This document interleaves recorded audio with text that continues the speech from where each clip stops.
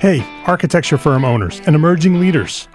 Get ready for unparalleled insight into the development of a world-class architecture firm and a worldwide organization driving the digital transformation of the design and construction industry.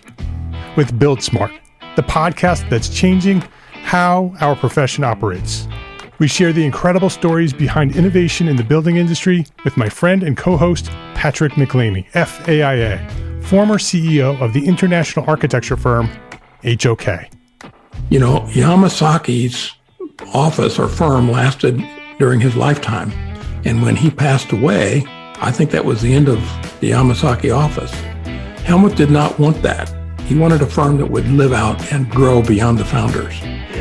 In Season 1, discover the untold stories behind HOK's meteoric rise, from 150 employees in St. Louis to a powerhouse with over 1,900 staff members and 27 offices worldwide. You know, they weren't as polite as the Kojima people. That was just boom. And anytime you have a creditor, whether it's Kojima or the bank, that wants their money, unless you can raise money someplace else, you are out of business. Bankrupt. And hold on tight for Season 2, where Patrick takes us on a new adventure as chairman of Building Smart International, shaping the future of digital transformation in the design, construction, and operation of built assets. Ian Howell, Ken Harold, and I, Ken was my technical representative from HOK. The three of us took a tour of Europe of 5 cities in 5 days. Very busy time.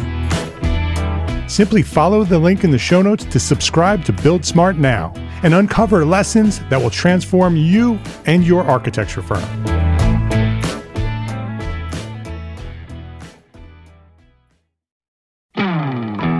Hey, architecture firm owners and emerging leaders.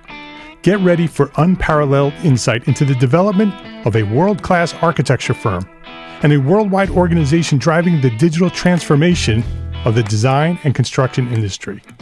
With Build Smart, the podcast that's changing how our profession operates. We share the incredible stories behind innovation in the building industry with my friend and co-host, Patrick McLeamy, FAIA, former CEO of the international architecture firm, HOK. You know, Yamasaki's office or firm lasted during his lifetime. And when he passed away, I think that was the end of the Yamasaki office. Helmut did not want that. He wanted a firm that would live out and grow beyond the founders. In Season 1, discover the untold stories behind HOK's meteoric rise, from 150 employees in St. Louis to a powerhouse with over 1,900 staff members and 27 offices worldwide. You know, they weren't as polite as the Kojima people. That was just boom. And anytime you have a creditor, whether it's Kojima or the bank, that wants their money, unless you can raise money someplace else, you are out of business. Bankrupt. And hold on tight for Season 2, where Patrick takes us on a new adventure as chairman of Building Smart International, shaping the future of digital transformation in the design, construction, and operation of built assets. Ian Howell, Ken Harold, and I, Ken was my technical representative from HOK. The three of us took a tour of Europe of 5 cities in 5 days. Very busy time. Simply follow the link in the show notes to subscribe to Build Smart now and uncover lessons that will transform you and your architecture firm.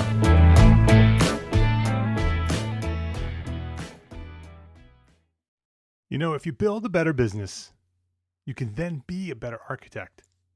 And better businesses start with planning for profit. Download our free course, Profit for Small Firm Architects, at entrearchitect.com/free course.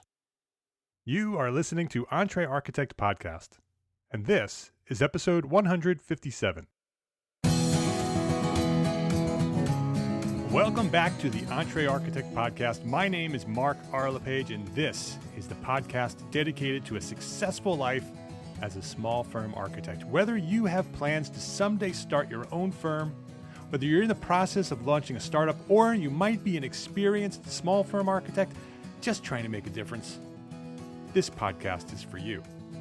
My goal is to inspire you to build a better business so that you may pursue your purpose with passion and live the life of your dreams. A recurring theme, well, more of a purpose, a recurring purpose I often hear throughout the Entree Architect community and throughout the profession in general is how can we leverage what we do as architects? How can we leverage what we do for the good of more people? How can we take the skills and the talents that we have as architects? How can we take those skills and talents of a profession, often referred to as only for the wealthy? How do we use our superpowers as architects to better serve the entire population? How do we benefit all of society as architects? Well, this week at Entree Architect Podcast, Modern Architecture and Design for the Masses with Ben Uyeda of Homemade Modern. This episode of the Entree Architect Podcast is sponsored by NCARB, helping architects reach their goals. Explore your options today at ncarb.org. And TrueStyle, the leader in high-end architectural interior doors. Learn more at entrearchitect.com/TrueStyle. And FreshBooks, the easiest way to send invoices, manage your expenses, and track your time. Learn more at freshbooks.com/architect. Ben Uyeda, welcome to Entree Architect Podcast. Hi, Mark. Thanks for having me. It's great having you here. Ben is an architect based in Boston, Massachusetts, the co-founder of Zero Energy Design, which had some great press. It's an architectural firm focused on sustainable design, featured in Architectural Record, Popular Mechanics, and some other magazines. Ben's also the co-founder at freegreen.com, which is a site that develops home plans, sustainable home plans, green home plans. And he's the founder and director of Homemade Modern, which is a DIY design and projects channel on YouTube. He's a master of social media. If you're on social media and you're following modern design and projects, you'll find Ben. He's also a successful YouTuber doing those kind of things at Homemade Modern, and a TEDx speaker. So he's got sort of a vast portfolio of different things he's doing, lots of different projects. He has a great story about becoming an architect and with a focus on sustainable design, and then delivering that design through very unique alternative business models. I'd love to talk about that a little bit. And also giving back in a really big way, which is what he's doing now. But I want Ben to share that story. So let's start with that, Ben. Let's start with your origin story. Go back to where you first discovered architecture, what inspired you to become an architect, and then that journey to where you find yourself today. So I grew up in Southern California to sort of a family with very modest sort of financial means. Was always interested in making things and building things. I remember the first time that I read Huckleberry Finn, me and my brother actually built a raft out of 2-liter soda bottles and floated it down the local river. Oh, that's awesome. And design was just this thing that you did when you didn't have access or couldn't afford to buy something. It was always like a way that sort of combined a little bit of adventure with resourcefulness, sort of a very MacGyver meets Swiss Family Robinson approach. So our whole family was pretty handy, and it seemed natural that I would go into something like architecture. So I went to Cornell started as an undergrad there in their 5-year architecture program, and then very quickly learned that architecture, at least the way it's taught, is a little bit more esoteric than just building cool stuff. Yes, unfortunately. Yeah, but it was great, right? It was. I loved architecture school. It was just this really strong subculture within the university.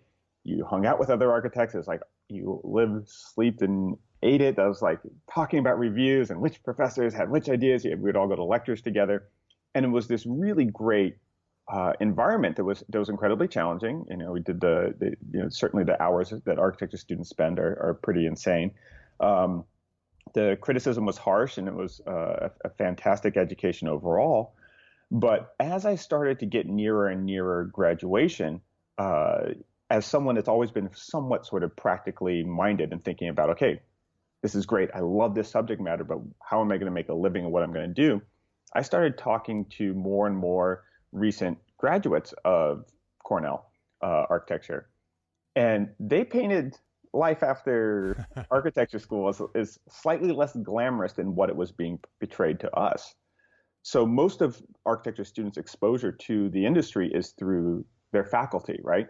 So it's this sort of like leisurely thing where they give lectures and they pontificate and talk about these beautiful locations, and it seems like this very sort of cool upscale lifestyle. When you talk to people that are a couple years out of college and working for a big corporate architecture firm and have just spent, 50 to 60 hours detailing fire stairs and redlining drawings, it's anything but that.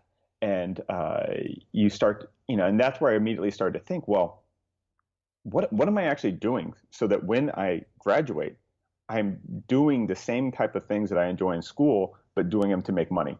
And I very quickly saw that that wasn't the case for most recent architecture graduates. So I became very sort of focused in my last few years of undergrad. And as they bled into grad, I stayed on to Cornell and did sort of a combined master's plus undergrad program. I really started focusing with a couple classmates about what we were going to do when we graduated.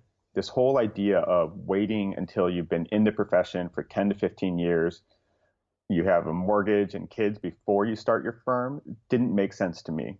I always think that if you're going to take entrepreneurial or capital risk, you should do it while you're the most or the least risk adverse, which would be right after you graduate, right? You're already used to sleeping on couches and eating top ramen on a daily basis. So, taking sort of financial or entrepreneurial risk when you're younger makes more sense than when you're established and have more responsibilities. So with that, we kept sort of thinking, okay, what are we going to do? How are we going to start a firm pretty much the day we graduate? And, whenever we sort of talked to how people got their start, it always seemed very, people would throw out, say, oh, I won a competition, or I did this, or I was working for a firm and then I found a client and did a side project and that led to something. It seemed really accidental and non-direct. Like there wasn't a way you could just work your way to manufacturing that opportunity.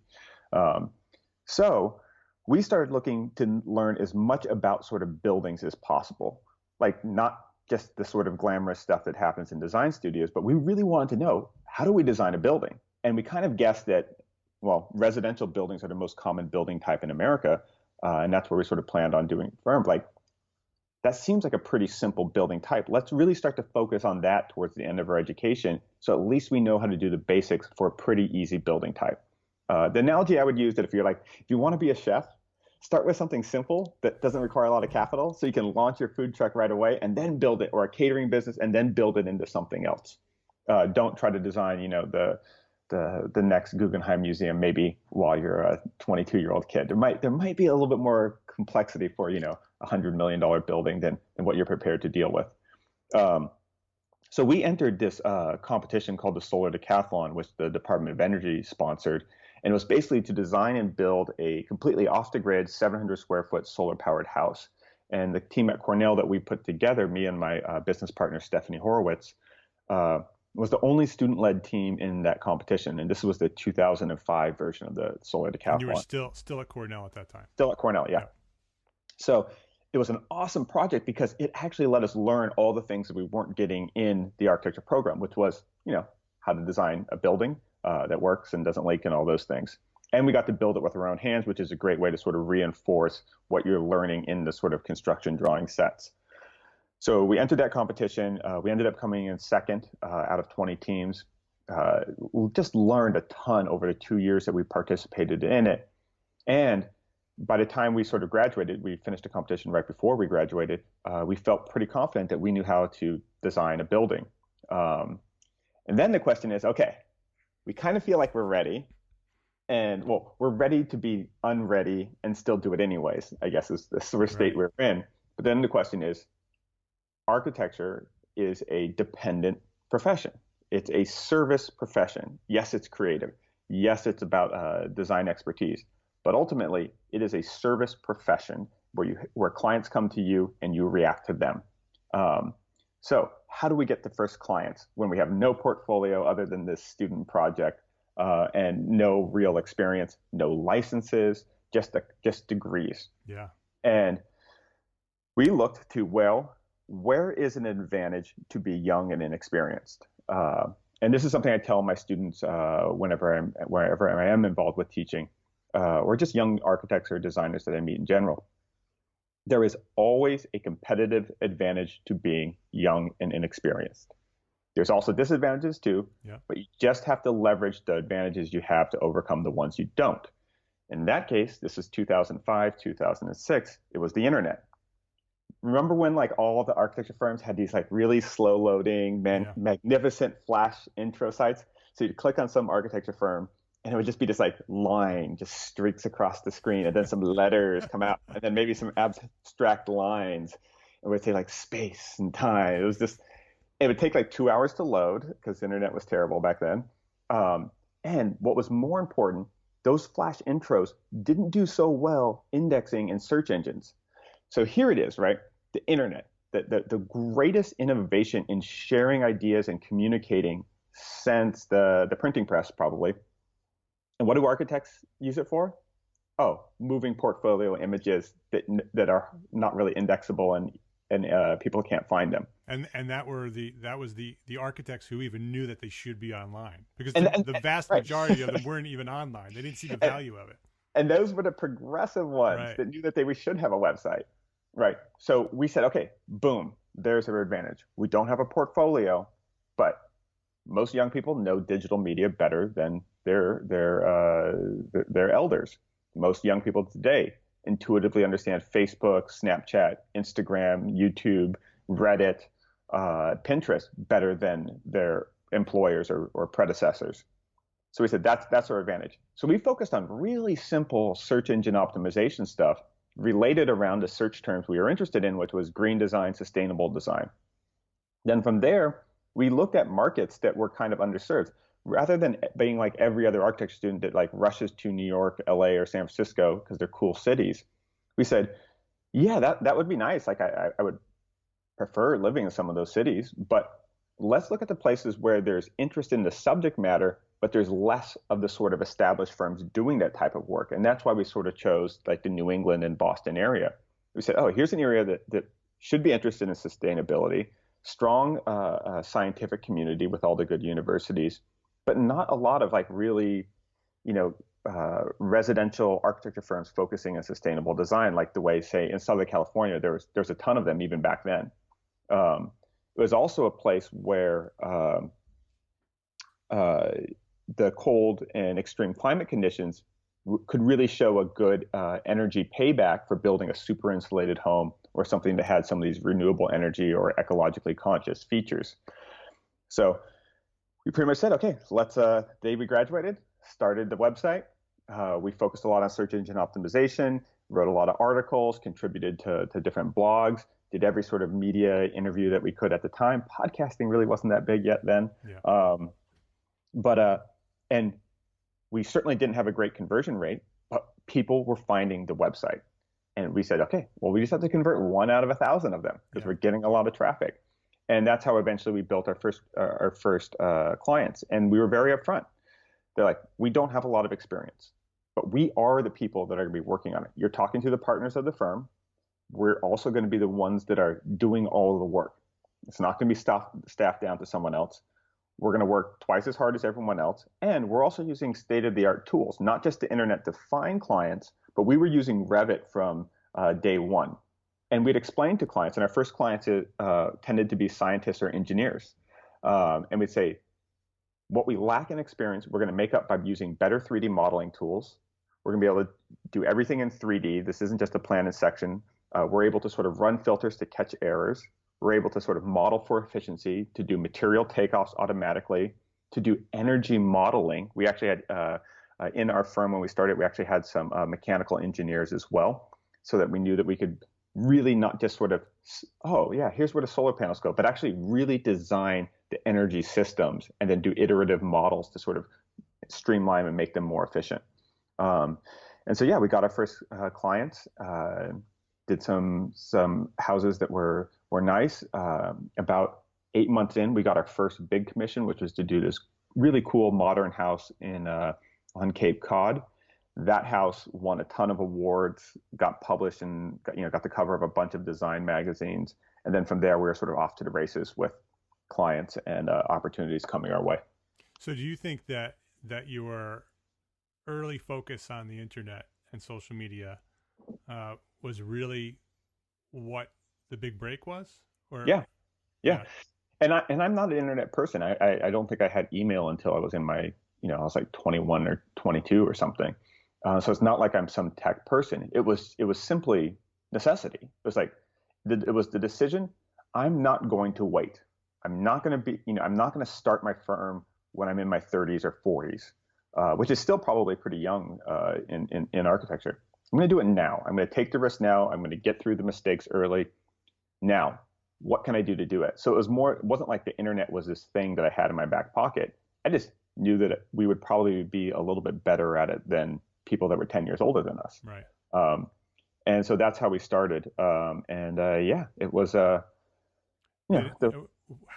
did you, because I know there are a lot of people listening right now, and the question they're asking is, how did you do that work without a license? What did you do to get around that hurdle? Because I think a lot of students want to do what you said you did, but they don't know how to do that. Yeah. So when we teamed up with our first big projects, a lot of the big contractors that we worked with kept a licensed architect on staff. Got it. And so when we also talked to some other licensed architects in this sort of area and said, hey, this is our situation. We need your help. We'll pay you. We'll cut you in. We want to lead the design team. We want you not just to stamp the drawings, but we want your expertise for review. We'll hire you as a consultant. That's a great idea. And we did that. This is how we hustle. This is what we do. We'll give you credit, which is a really underrated thing in architecture. Is giving credit is free. It doesn't cost you anything. It just is the way to be a decent, nice, creative human being. And it's so often hoarded in the design field where people, they don't put their interns on names on the projects and stuff like that. And that was a lesson that we learned really early on, is give people credit for things that they helped you succeed with, and you'll build some great relationships. So there's what we found, especially in the high-end residential sort of design market, a lot of the really great builders had in-house licensed architects, which is also really outstanding because these types of firms tend to focus on a really specific locale. And just because you have a license in, Massachusetts doesn't mean you're familiar dealing with the specificities of a coastally protected area on Cape Cod versus a place in inland Massachusetts. Totally different municipalities and challenges. So even if you did have the license and you have projects that are, hundreds of miles apart, it's great to consult to a local licensed architect that has those really specific skill sets. So that's how we sort of got through the sort of license thing. And then my partner, Stephanie, was the first one to get licensed, and she did that pretty quick. So you had zero energy design, and that answers the question about the URL, because I saw the URL zeroenergy.com. I'm like, how the hell did he get that? Because that is such a great URL. And then I realized, as you were telling your story, it's because you were an early adopter. You were one of the first ones there. It was available, and you grabbed it. So gotta get in early. Let's take a quick break here to say thank you to our platform sponsors here at Entre Architect. We could not be doing this without them. NCARB, True Style Doors, and FreshBooks. Do you know someone in your firm who's always dreamed of getting licensed, but was unable to complete the experience requirement? Well, maybe that person's you. Well, now you or they can get back on track with NCARB's new AXP portfolio. With this option, seasoned professionals can complete the Architectural Experience Program, the AXP, formerly the IDP. That's what we used to know it by. It's changed. It's new. You can now complete the AXP by submitting an online portfolio. Along with meeting your state's education and examination requirements, the portfolio will help you or your employees get one step closer to becoming an architect. Learn more about the AXP portfolio at ncarb.org/entrearchitect. Have you ever gone back to a completed project for a visit and found the doors sticking or the seams splitting and a very unhappy client? I've been there. We are in the client happiness business here at Small Firm Architects, and when a piece of our project fails to perform, especially one that our clients see and use and touch every day, it makes us look bad. Well, True Style will make us look good. And True Style is passionate about providing us small firm architects with the inspiration and the tools to transform our designs with the most authentic and distinctive doors available. With more than 400 made-to-order styles, True Style offers beautifully stable, premium MDF doors for painted applications and 20 standard species of wood across all architectural categories from traditional to contemporary and everything in between. Every True Style door is made to order. True Style, driven by design. Visit truestyle.com, that's TRUSTILE.com, and start designing your doors today. 192 hours. That works out to about 2 business days per month. If you're an architect using FreshBooks, that's the amount of administration time that you could save in 2017. That's time that you can be spent doing the things you love, like being an architect. FreshBooks is so fast and easy to use that it changes the way we deal with our paperwork. FreshBooks has been completely redesigned from the ground up and custom built for the way that we work.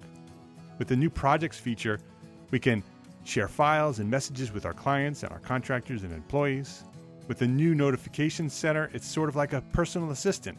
You'll always know what's changed in your business since the last time you logged in. So when you're ready to give FreshBooks a try, go to freshbooks.com/architect and sign up for your free 30-day unrestricted trial. You get the whole thing for free for 30 days and get the simplest way to be more productive, more organized, and most importantly, get paid faster. Go to freshbooks.com/architect. That's freshbooks.com/architect, and be sure to enter EntreArchitect in the How Did You Hear About Us section. So I'd like you to continue with your story, sure. but I before we do that, are there any areas now, because you sort of the internet and social media and Revit were sort of your cards that you played at that time. Today, that's pretty much all commonplace. So are there things now that young architects can focus on that you see that they may be able to take an advantage now? Yeah, there's a few ways that young architects can sort of do this, right? And so social media are the obvious channels. But the other thing is just sort of answering people's questions. So of course, if you can produce content that's visually compelling, which architects are pretty good at doing that, yeah, and that people understand how it fits into a context, you can produce a lot of followers on social media. Now, if you take it a step farther and make it helpful that addresses people's needs and concerns, you can do really, really, really well on social media. If you take it farther and that content shows people how to do something, and when they do that something, they spend money, then you have product integrated content that can make you lots of money. So architects are natural content producers. There are more visual channels that are hungry for visual media than ever before. So make interesting things for YouTube, for Instagram, for Facebook. But don't just do the same types of renderings that everyone else is doing. Take it a little bit deeper. If you search right now, here's like a great example. Yeah. If you search for shipping container houses, tons of images and renderings will come up. Right. If you search for how to build a shipping container house, you'll get a link to a bunch of really crappy ebooks on Amazon that are just absolute terrible garbage. They're just like these like Word documents that some sort of shyster person sort of produced to try to just to take advantage of that search term. There's a huge opportunity for right now. If someone says, you know what, there's a lot of interest in the imagery. People like to click on the images, but there's not really good information that tells someone how to do it, how to insulate it, how to reinforce. When you cut a big opening for a window, how do you reinforce it? Should I use angle iron or should I use square tube? If I use square tube, they have to worry about condensation building into it. How do I rust proof it? In climates like where it's cold and coastal, should I do the insulation on the outside of the metal or the inside of the metal, right? These are things that could be systematically researched. You don't need an expert to do it. And you could create sort of documents or information that's behind the renderings that make people really loyal to your content feeds and say, wow, this person maybe doesn't have every answer, but he's systematically providing research value to me. And so basically, look for anything where there's a lot of interest, and then look for the places that have a lot of interest, but not a lot of useful information behind it. Do the research, make some diagrams, make some drawings, educate the people, educate yourself in the process. And the next thing you know, people will start to come to you with questions and opportunities being like, hey, I have some land. I just inherited it. Do you think you could come design and build one of those for me?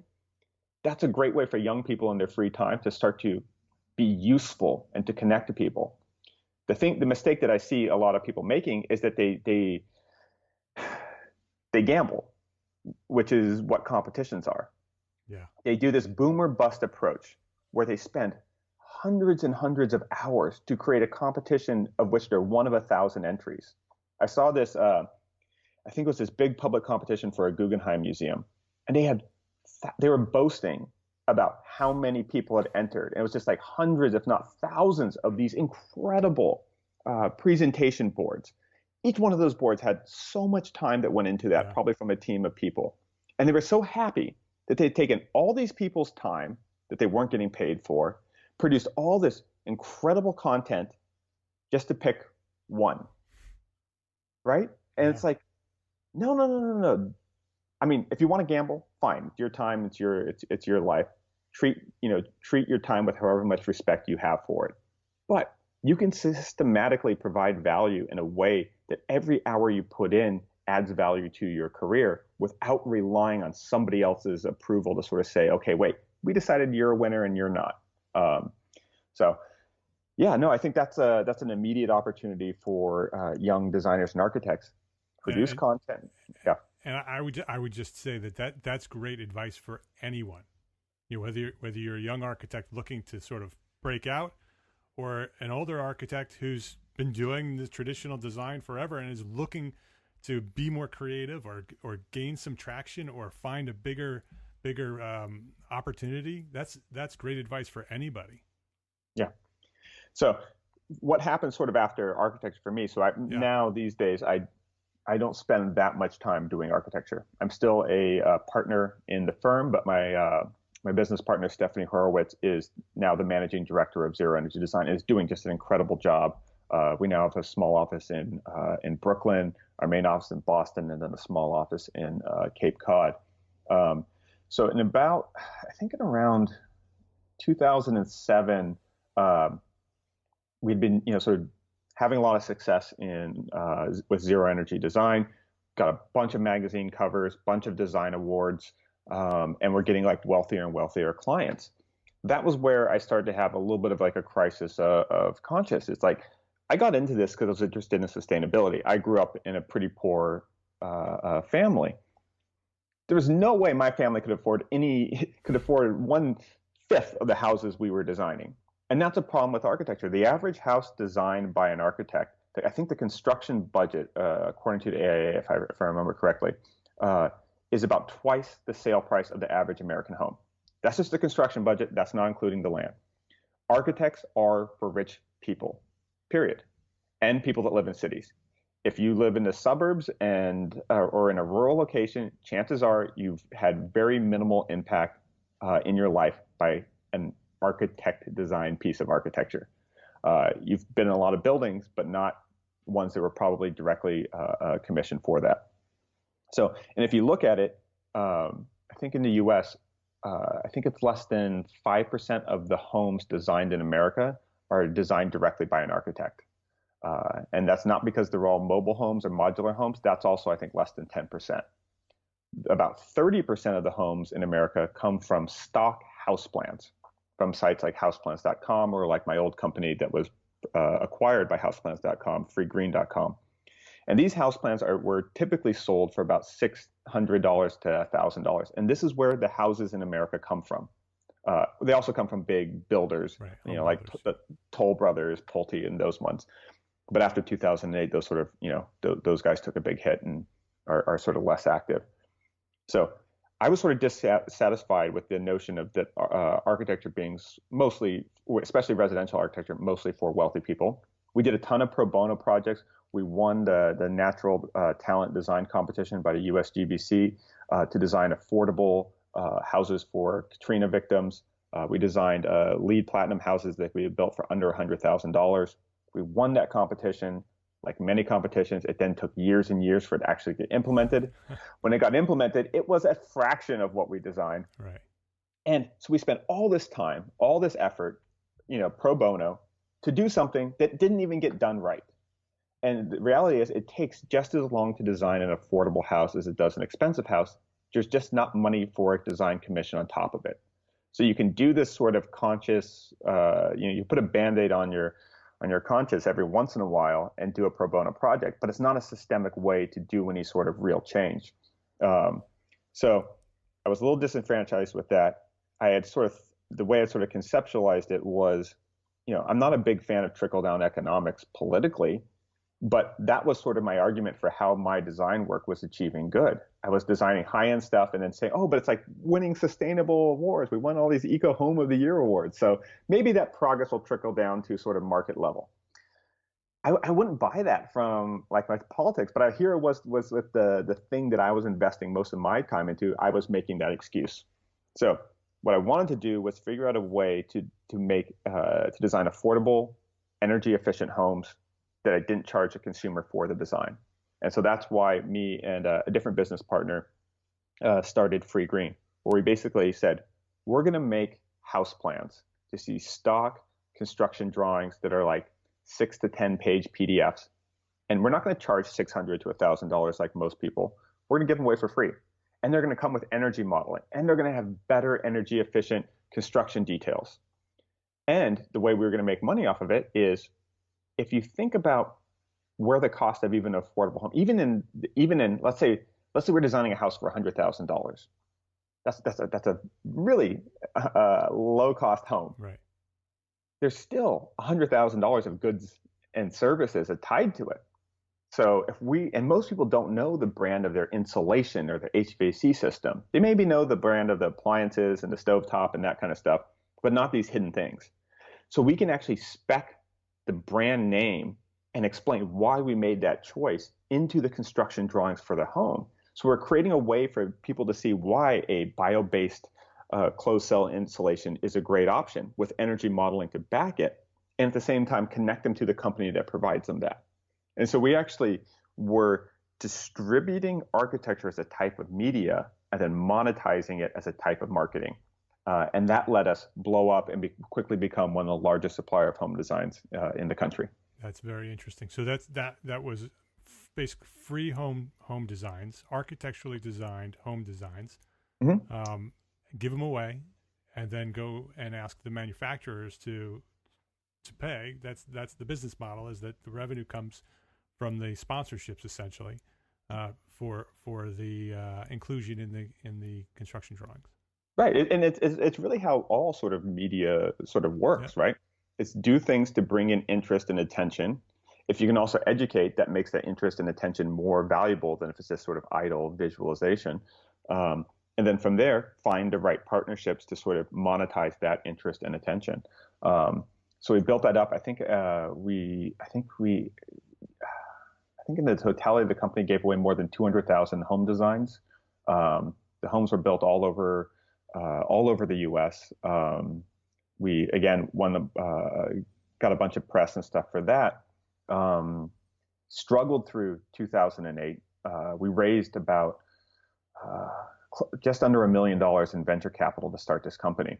And this was another way where my architecture education came in great. When we were pitching, venture capitalists and stuff like that and angel investors, having sort of an architecture background where you can whip up awesome 3D visuals is kind of like, it can certainly spruce up those pitch decks that are often so just the most basic version of horrible PowerPoint. So that was sort of like a fun anecdote where an architect can or an architecture student can add a little bit of value to sort of a tech kind of pitch or something like that.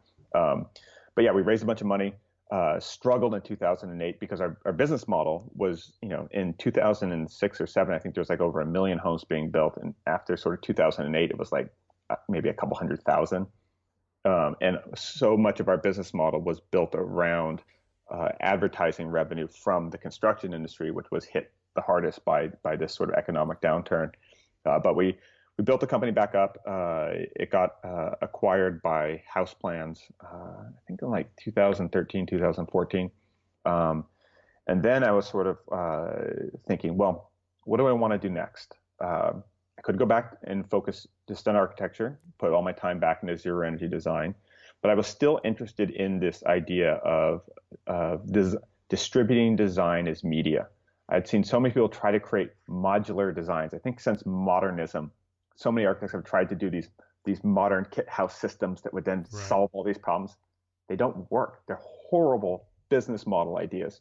To make a modular house where you're selling physical housing parts, you would have to have the amount of capital that's similar to a car company. Plus, every house in America already is prefab. No one goes into the woods with an axe and like whittles their way to like a finished house with like plumbing. No, pipes are a product, bathtubs are a product, windows are a product, countertops are a product. So if you were to actually create and sell full kit houses, there'd be so much, unless you were this massively capitalized, vertically integrated company, you're basically adding a lot of redundant things on top of it. You would basically be like a middleman where you'd be buying parts from one company and then assembling them and then trying to resell them. And then the margins don't work. The shipping radiuses are terrible. So I knew I wanted to try to have like a major impact on a lot of people. And at the same time, design things that my family could have afforded when I was a kid. And that was sort of one of the sort of challenges that I wanted to take on in with my next sort of phase of my career. So I knew that I could distribute design as a type of media and monetize it as a type of marketing. I know that the new home construction industry is very cyclical to market sort of whims. And so I said, well, how do I go a step more elemental? I'm like, well, I've always liked building stuff with my own hands. Let me try it at the sort of furniture and DIY scale. So I started designing furniture that could be made with really simple power tools like circular saws and drills, and with like materials that are available at like Home Depot. And I started designing like affordable modern furniture and then making YouTube videos about it. And that's what sort of led to homemade-modern.com, which is by far been the most fun I've had in my career. And it was just awesome. I mean, and it's also like so instant gratification, which isn't necessarily good. But because architecture, I mean, it's like, it's so slow, right? Yeah. You get the client. You might spend 2 months to try to lock the client down, get through contracts. Okay. Then you go through a design process, which could be 3 months, it could be 6 months, it could be a year, depending on how quickly they make decisions. Then you go through the construction process. It's another 2 years. Then the house is finally done, and you get the photographer to come in and you take great photos. And then you give those photos to a magazine, but they're like, okay, we're pretty booked, so we're not going to be able to publish it for another 6 months. So you're like years and years between when you first had the idea versus when the idea gets shared with the world. That's a long grind and a long slog. Now with what I do is I can have an idea, sketch it out. Let's say today's Friday, right? So if I have an idea right now, I can sketch out my sketchbook, wake up early tomorrow, build it, set up a camera on a tripod, film it, build a cool piece of furniture. Sunday, I'll maybe edit the video, publish the video on Monday, and probably by like Tuesday or Wednesday, it's been seen by 50 to 100,000 people, right? And I got feedback. I get tips saying, oh, well, you really should have welded that connection, or you could have used a biscuit joiner instead of screws, or why didn't you try this, or here's a better way to clamp things together when you're gluing it. Not only do I get to share the design, I get a ton of feedback from people in the comment sections and so on and so forth. It also is a really cost-efficient way to sort of share designs, right?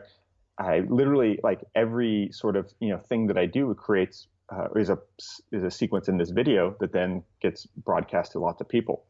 From a business side, everything I'm doing is directing people or showing them how they could take action. If they take that action, it's not like they're just watching me, stack cups or build houses of cards, or it's actually showing things that they could sort of have for their own home. And if they go out and choose to sort of buy the materials from Home Depot or get the same tools that I use, I'm driving commerce, which is then really valuable to the brands that end up sponsoring me.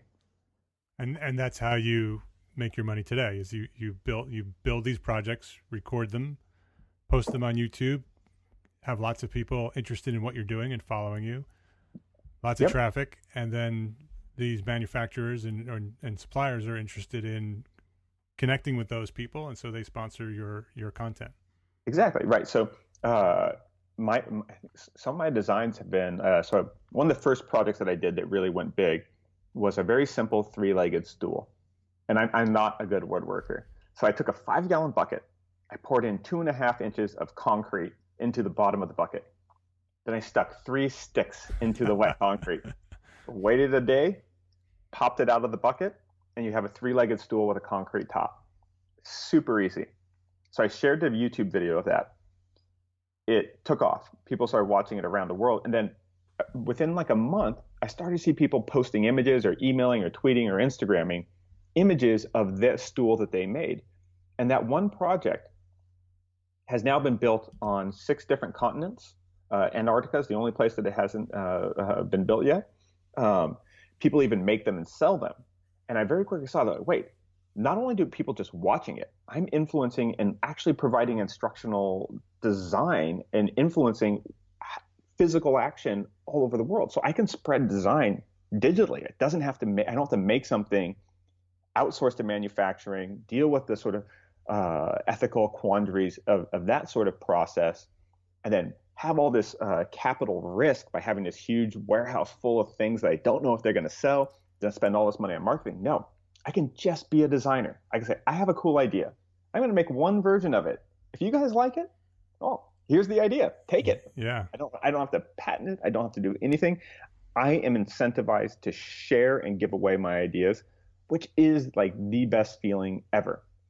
With when I started the architecture firm, we were in this quandary of we were designing these really great energy efficient wall sections, right? These really clever ways to sort of insulate a home and protect it from moisture in a more cost efficient way.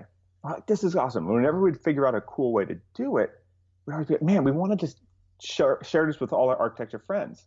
But we spent a bunch of man hours that we're paying our employees for to produce that. Right.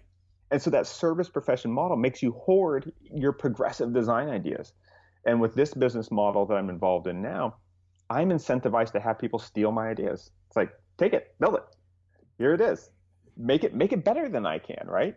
And then tell me how you made it better, and then I'll reshare that. So it's removed a lot of that angst, a feeling like you have to come up with really great ideas, and then you have to protect them so no one else copies them. And then no, it's awesome now because I just say, here's what I did. Please make it better. Go make your own version. Make it your own. Make it different. Make it out of different materials. Make it with different regional constraints. And then share that on. And yeah, it's been a lot of fun. Yeah, and the more they share, the more successful you become, and the more you can share, and it's just this great cycle that keeps going and going.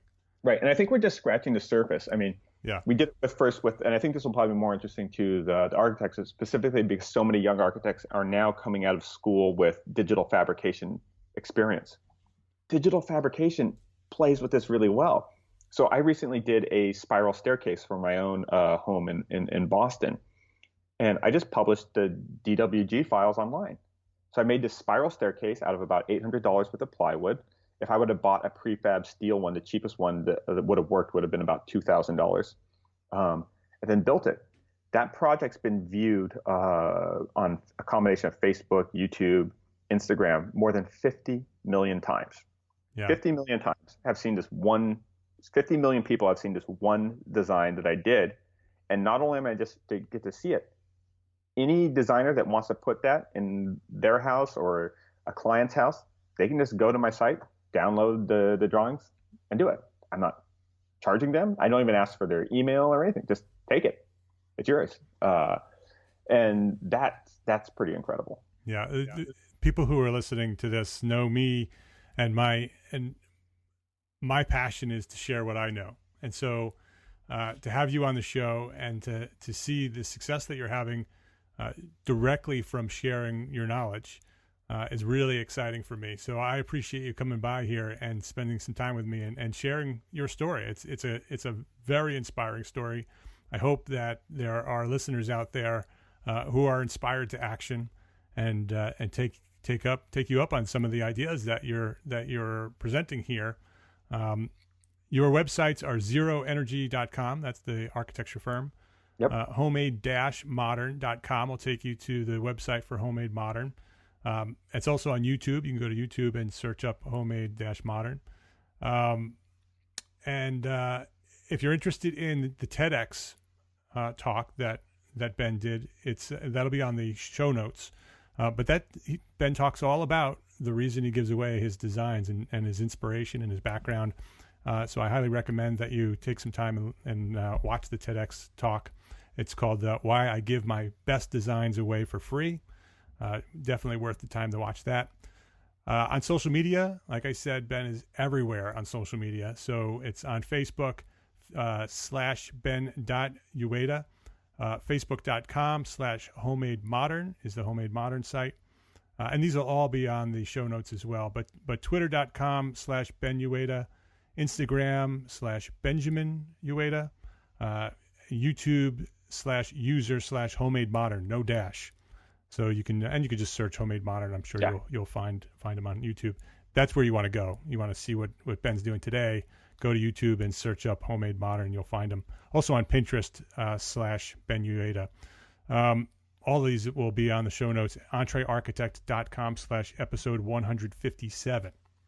So Ben, before we wrap, I have one last question for you.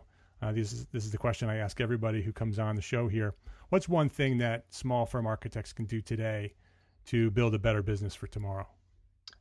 Build a piece of furniture, something where the capital risk of your time and also the cost of materials is minimal. I don't think, if I go to any of my architecture friends' home, almost everyone has like at least something that they built on. It might just be a really clever way of stacking cinder blocks and a piece of plywood. Architects are really, really good at this. So, and the public isn't. And this is a way to share something with people that they'll sort of disproportionately love, that's also disproportionately easy for architects to do. So I'd say make a piece of furniture, make a kitchen island if you want to go a little bit bigger. Make something that you can do on a weekend with less than like $100 of materials, and just put your own spin on it. It doesn't have to be reinventing the wheel. Just make something that's a little bit cleaner than something out there. Do an amazing IKEA hack. Do it. If you have an iPhone, you can film it. Architects also tend to take pretty good photographs, right? Share the information. Share like a valuable thing that can make somebody's home nicer that you can do in a weekend, and I guarantee you it'll have positive impact on you. Great advice. Great advice. This show will be coming out on a Friday, so everybody's got weekends coming up. Go do that. Go build a piece of furniture, design it, build it, get it done, and share it before Monday. Do it. That's great advice. Ben, thank you very much for taking some time out here and sharing your really inspirational story. I appreciate you coming on the podcast and sharing your knowledge. My pleasure. Complete show notes and a direct link to download this episode will be found at entrearchitect.com/episode 157. And we'll have all the links to all of the things that Ben is doing. Such an interesting guy, such an interesting concept that he's developed. Great YouTube channel. Definitely go check that out. entrearchitect.com/episode 157. It will all be there. And don't forget, I say this every week, don't forget to visit the website to gain access to our digital course. This course has been downloaded by hundreds of architects. Profit for Small Firm Architects. It's teaching architects all over the world how to build a powerful profit plan that will work for your small firm. Visit entrearchitect.com/free course and get the course today. Profit for Small Firm Architects. entrearchitect.com/free course. My name is Mark R. LePage, and I am an entrepreneur architect, and I encourage you to build a better business so you can be a better architect. Love, learn, and share what you know. Thanks for listening. Have a great week.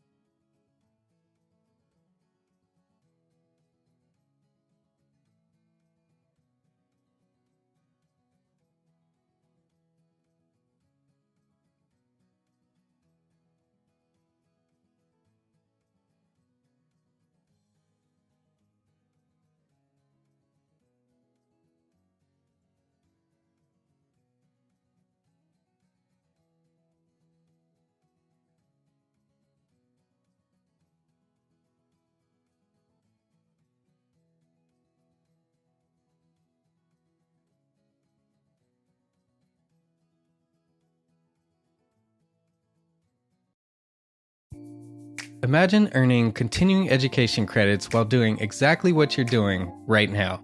Well, you can. Gable Media has revolutionized the way you earn your continuing education credits with a groundbreaking approach. Forget running around town and scouring the internet for credit-worthy courses. Fulfill your CE requirements effortlessly by listening to engaging podcasts just like the one you're listening to now. Our podcasts are designed to educate, entertain, and inspire, all in a user-friendly environment. But wait, there's more. Architects, Gable Media is also approved as an AIA continuing education services provider. Upon completion, we handle everything, from reporting your hours directly to the AIA to storing your certificates in your personal Gable Media profile for your self-reporting needs. So follow the link in the show notes and start earning your credits in the most innovative and entertaining way possible with Gable Media.